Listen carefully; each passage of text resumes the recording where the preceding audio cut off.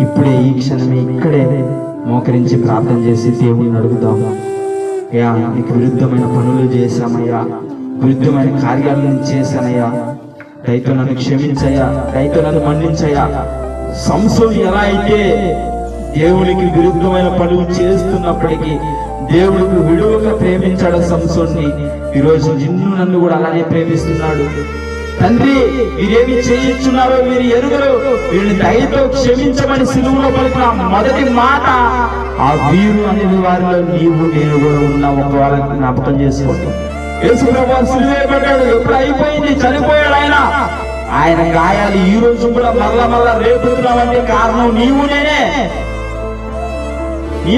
నీ అతిక్రమాలు నా అతిక్రమాలే. ఇంకా గాయాలు రేపుతున్నామంటే నువ్వు నేనే. ఒకసారి మోకరించి అడుగు, అయ్యా ఇప్పుడే నా పాపాలు క్షమించయ్యా.